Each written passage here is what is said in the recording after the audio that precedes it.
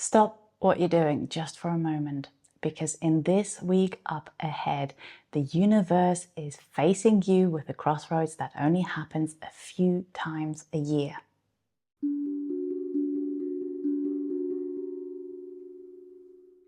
You're not just entering any other old new week. You are stepping into a threshold where passion collides with fate, where unspoken desires come bubbling up to the surface, and where the potential to take your life down a new path is the highest it has been in months. If you're feeling restless, if you're feeling on edge, or you just have this sense that there is change on the horizon and you're ready for it, then you're not imagining it. This is not a week to sit back and just passively observe. This week is the week for that part of you that refuses to just sleepwalk through your life and wait for time to pass. So if you're ready to stop drifting and stop getting stuck in the same old cycles, then come on through. Because here we observe the patterns, we name them, we alchemize them into something new. So let's look at this calendar together. Starting on Monday, we have Mars in Sagittarius squaring the North Node in Pisces. This is where action and purpose may potentially collide.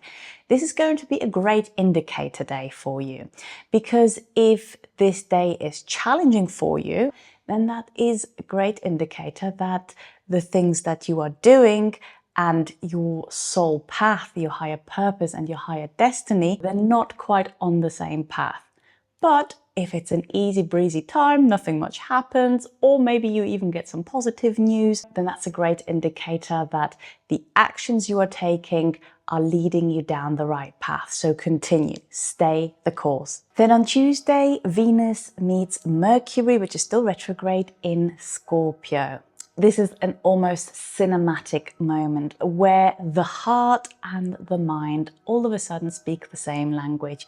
And because this is happening in Scorpio, the language that they're speaking is intimate, it's deep, and it's profound. Both are looking towards whether there are any unfinished businesses or any truth that has been left unspoken, any secret desires in your relationship that may be ready to be reconsidered or maybe voiced out in the public. This whole next week, our words, while Mercury is back in Scorpio, carry a lot of weight. And because it's retrograde, just do be very careful with how you say things, how you phrase things. Choose your words very wisely, because there's always potential for miscommunication while Mercury is in retrograde. But while Mercury is in Scorpio, this miscommunication might hit a lot deeper than in any of the other signs. So we do want to be very mindful and very careful. Soon after that, Venus moves in to take what was last week's the Sun's place in this grand water trine that's currently happening between Jupiter and Cancer, between Saturn and Pisces, and now Venus also in Scorpio. So we are carrying forward this deep transformative emotional energy that we've already experienced last week. And whereas last week's trine was more about the authenticity of ourselves, now we are feeling into the emotions and what is truly laying behind and beneath our relationships. Grand trines really are a sign of a blessing. It's where energy flows easily.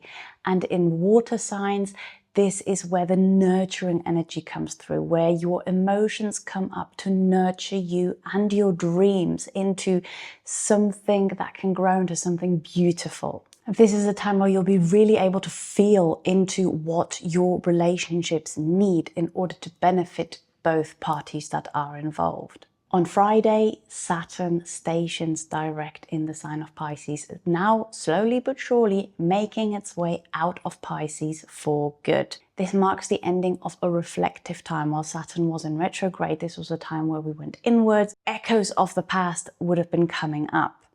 And now that Saturn is moving direct, this is where karma becomes very active again, where if you are attached to past versions of you or past versions of how things used to be that no longer fit the greater picture, then Saturn has a tendency to make that very, very clear. Transits and signs from Saturn are really unmistakable. They're very direct and very clear. It's still up to you whether or not you want to listen to them, but if you ignore any kind of Saturnian influences, any nudges for too long, Saturn will come and kind of slap you in the face with them. So I do recommend keeping an eye out for any things that are coming up, any karmic reverberations, any things that feel like you have been here before and there is a pattern that needs to be let go of.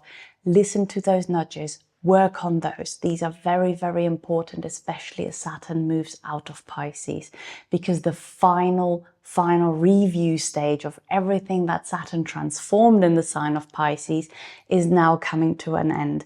And next year, we are starting an entirely new cycle with its own challenges and with its own rewards. The following day, Mercury finally stations direct again, now deep in Scorpio, so it will still be transiting Scorpio for a while, and it will take a while until it's out of shadow, but this is maybe not the green light, but the amber light.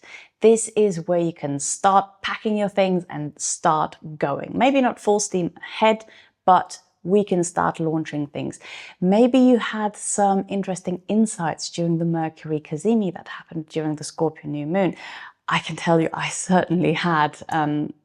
Everything that we spoke about in the last video came very, very true for me, and it really was the rebirth and a completely fresh beginning. So if you felt something similar, you may have felt a lot of excitement to, get going, to start out on this new path, especially with the sun now in Sagittarius. We want to go. We don't just want to think about things and talk about them. We want to go and experience them. But it's not until Mercury goes direct that the circumstances will be most beneficial for you to start going, to announce anything that's new to maybe your friends or your family, and to really take things a step forward, to take all of those insights that might have come up for you during Mercury's retrograde and to integrate them and to make them practical and applicable to your life.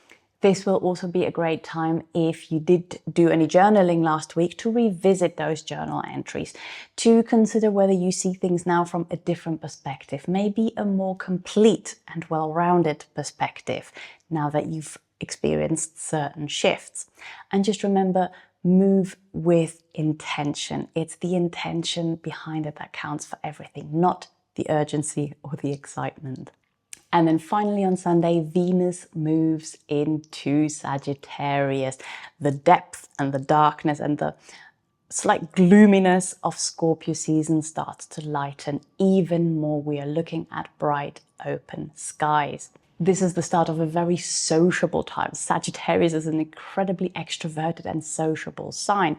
And with Venus, the planets of relationship in there, we become a lot more outgoing, a lot more adventurous. We want to experience things with other people, not just on our own. This initiates a time of review, of looking at whether any of your relationships might have gotten a little bit stale and a bit routine-like. And if so, how can you inject a bit of a sense of lightness, of open-heartedness and open-mindedness, and of adventure back into these relationships?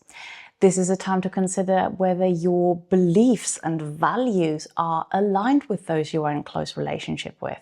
So consider planning something social. I mean, it's going to be difficult to avoid anything social in December, but go ahead and plan something adventurous, creative, and social for the next couple of coming weeks. Even if it's just something like going to a new class or going to the museum with a friend, or saying yes to some of those invitations that may start rolling in at the beginning of December. So just as we are stepping through this new moon portal that's just been reborn, like the phoenix rising from the ashes, the next week is another door, and there's going to be 3 key questions. What will you commit to growing? Where will you reconcile and clarify? And where are you inviting more joy into your life? Set an intention to experience that joy, like you would set the table for some honored guests that you really want to impress. Because remember, there is nothing more powerful than your intention. Speak it out loud, speak it into existence, and watch the week unfold in front of you beautifully. This is where your healing becomes art, where your words become magic, and where your presence becomes revolutionary. So if this video spoke to you, make sure that you share it forward. Do like it, do subscribe to my channel so that you don't miss next week's video. And next week we are meeting here again, where we will be a little lighter, a bit more optimistic, and with a much more confident voice. I'll see you then.